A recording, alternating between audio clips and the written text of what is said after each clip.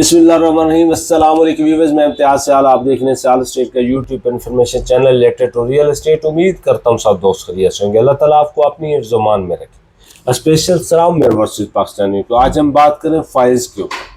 DH Lahore के अंदर, DH Multan के अंदर फाइल्स की क्या सूरत हाल है। डीएच लाहौर में क्योंकि अलहमदुलिल्लाह से साथ में Lahore smart city, central park, files overall phase 7 में, 9 में जहाँ जहाँ पर भी फाइल्स हैं वहाँ पे Sayal state and Sayal marketing. अल्हम्दुलिल्लाह सयाल मार्केटिंग भी डीएचए का रजिस्टर्ड अदारा है सयाल स्टेट की तरह। अब मार्केटिंग का हम क्योंकि टूल है मेरे पास तो मैं मार्केटिंग करता हूँ, तो इस वजह से मैंने रजिस्टर्ड भी सयाल मार्केटिंग साथ में करवाई कि मैं इसके अलावा भी अदर प्रोजेक्ट के ऊपर भी जाऊँ तो सयाल मार्केटिंग के टैग के साथ जाएँ, क्योंकि हमारी एक मार्केटिंग कंपनी अपनी हो तो उसके बेस के ऊपर मैंने पहले रजिस्ट्रेशन करवाई है। क्योंकि रजिस्ट्रेशन नहीं है आपकी तो आपके कोई सर पाँव नहीं होता जब तक आप अदारे से रजिस्टर्ड नहीं हो जाते, तो मैं उसके ऊपर बिलीव करता हूँ। बहरहाल हम बात करेंगे फेज़ 7 के अंदर। फेज़ 7 के अंदर जो पहले 5 मरला की फाइज लगी थी वो ड्रेन क्रॉस करके वहाँ पे 5 मरला की फाइज लगी, 7 मरला की, 10 मरला की। इसी तरह अब जो कुछ लोगों को तवक्को ये थी कि बीच में कहीं 7 में एडजस्ट होगी या नहर के साथ थोड़ा सा BRB के पास जगह पड़ी थी, कुछ पहले वहाँ पर लगी होंगी। मैं ये समझता था और मैंने हमेशा कहा है कि फेज़ 7 की वहाँ पे जगह नहीं है। फेज़ 7 की जहाँ पे लैंड है वहाँ पे आएगी, क्योंकि हम लैंड का काम भी करते हैं, हमें पता है कि लैंड कहाँ पे, तो वहाँ पे ये स्टैंड करेगी, वहीं पे जाके बैटिंग होगी जहाँ पे ज़मीन होगी। फेज़ 13 की दोस्त पूछते हैं, काफ़ी सवाल होता है।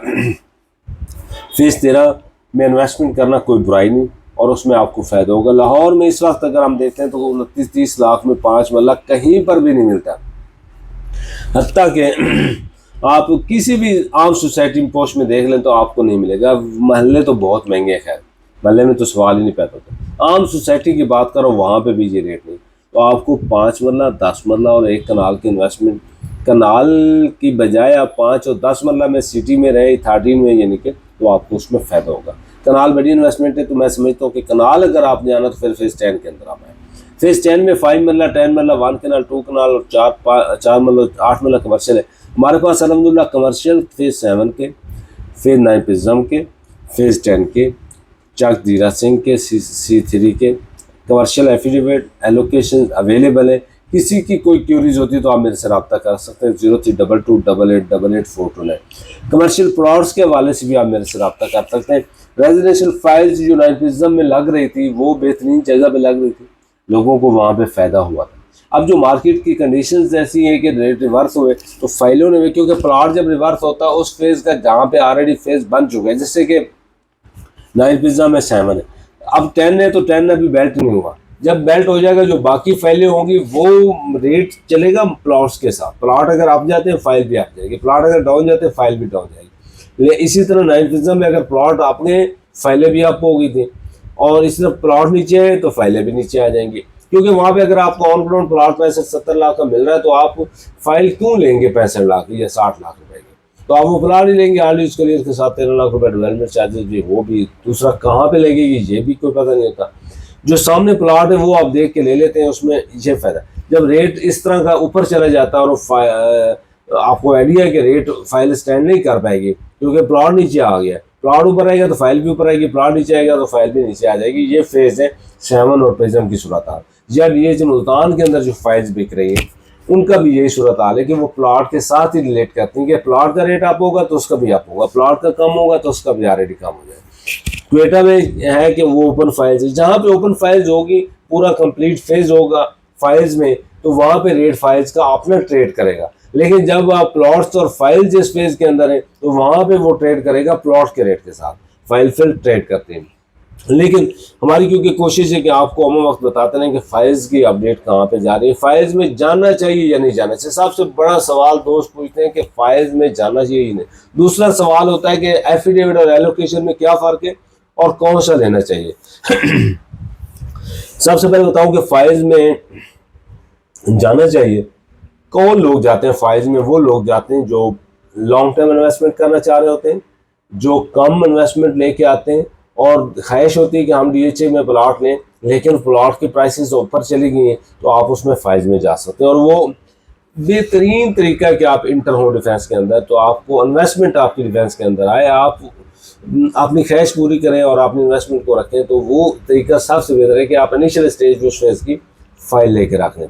नाइट प्रिज्म की 13 लाख तक भी फाइल गई थी, अब वही प्लाट 3 करोड़ रुपए पे चलेंगे। तो अब 3 करोड़ में तो आप नहीं ले सकते, तो 13 लाख की जब फाइल थी, 30 लाख की थी, 35 की, 40, 50, 60 लाख पे बेल्टिंग हुई थी, 60 लाख तक भी कैपेसिटी में थी। इसी तरह आज जो टाइम है फेज 10 का, कि वहाँ पे 48 में 5 मरला, 61 में 10 मरला, 1 करोड़ 9 लाख रुपए में 8 में कनाल की, 2 करोड़ 60-65 की ब्रैकेट में 2 कनाल की, 1 करोड़ 72-73 लाख रुपए का 4 मरला कमर्शियल, 4 करोड़ 50 लाख की ब्रैकेट में 8 मरला का रेट चला। अगर हम प्रिज्म में देखें तो वहाँ पे फाइल अभी अगर आप 10 मरला में जाना चाहते हैं तो 10 मरला 1.5 करोड़ प्लस का प्लाट है, तो फाइल आपको मिल जाती है 1 करोड़ 10 लाख रुपए की। 5 मरला की फाइल आपको मिल जाती है 58 से 60 लाख रुपए की। कनाल की फाइल आपको मिल जाती है 165 लाख रुपए की। और 4 मरला कमर्शियल आपको 2 करोड़ 75 में मिल जाता है, जो कि वहाँ पे रेट जो भी 4 मरला कमर्शियल का जा रहा है वो 4.5 से 8 करोड़ की ब्रैकेट में जा रहा है। तो ये चीज़ें जब आप फुल पीक प्राइस पे होती है नहीं ले सकते, इस वक्त आप वहाँ पे ले सकते हैं। तो फाइल्स में ये मेरा जवाब है कि फाइल्स लेनी चाहिए। अब दूसरा सवाल है कि आया एलोकेशन लेनी चाहिए एफिडेविट, और इसमें फ़र्क क्या है। फ़र्क मैं पहले बता दूं कि फ़र्क इसमें कोई नहीं होता। एलोकेशन भी फाइल है, एफिडेविट भी फाइल है। एफिडेविट का ये होता है कि लैंड ऑनर से या इन्वेस्टर से डायरेक्टली आपके नाम पे हो रही है, तो आप फर्स्ट लाठी हो रही है, तो फर्स्ट लाठी को जो बेनिफिट्स हैं वो बता दूं कि उसमें उसको ट्रांसफ़र फीस का जो वाउचर है वो भी 27,500 का लगता है कनाल पे, 10 मरला पे 20,000 का लगता है, कमर्शियल पे 30,000 का लगता है। तो वो आपको फ़ायदा है जो फेज़ 9-10 की बता रहा हूँ, उसमें आपको फ़ायदा है कि और FBR टैक्स नहीं लगता, CVT नहीं लगती, तो उसमें आपको बचत हो जाती है। और जब आप बेचते हैं तब भी आपको उसमें टैक्स नहीं लगता। तो ये आपके लिए बेनिफिट है कि आप वाइट मनी, ब्लैक मनी जो भी यूज़ करना चाहते हैं आप उसमें कर सकते हैं। अगर हम एलोकेशन की बात करते हैं, और उसमें फ़र्क ये कि आप जैसे एफिडेविट लेंगे 30 दिन के बाद ऑटोमेटिक आपको वो एलोकेशन में कन्वर्ट हो जाएगा, आप दोबारा से लेटर ले एलोकेशन बन जाएगा। ये तो एफिडेविट है। एलोकेशन क्या होती है कि एलोकेशन ट्रेड हो रहा होता है, मैंने एफिडेविट लिया, आगे एलोकेशन बन गई, एलोकेशन बेची, फिर एलोकेशन बेची, बेचते बेचते 10 से 5 से 4 बंदों को ट्रांसफ़र होगी, उसके बाद आपने परचेज कर ली, तो उसके ऊपर सेम प्लाट वाली कैटेगरी इम्प्लीमेंट होगी और उसी तरह सेम ट्रांसफ़र प्रोसेस होगा, वो एलोकेशन है। फ़र्क ये है कि एफिडेविट के ऊपर टैक्स नहीं लगता, एलोकेशन के ऊपर टैक्स लगता है, प्रॉपर प्लॉट की तरह ट्रांसफ़र होती है। और टाइम जो है वो लोग लेते इसलिए एफिडेविट के वहाँ पे उनको टैक्स की बचत होती है। तो बाकी कोई फ़र्क नहीं, एलोकेशन वो भी बन जाता है, ये भी एलोकेशन है, तो उसमें डॉक्यूमेंट्स में या उसकी वैल्यूज़ में कोई फ़र्क नहीं, बस एक ट्रेंड होता है। अब मैं ज़्यादा एफिडेविट्स का काम करता हूँ, ज़्यादा एफिडेविट इसलिए कि इन्वेस्टर से डायरेक्ट आते हैं, उसमें मुकरने का चांस नहीं होता, बैक फुट पे नहीं जाते और ट्रेड होती रहती है।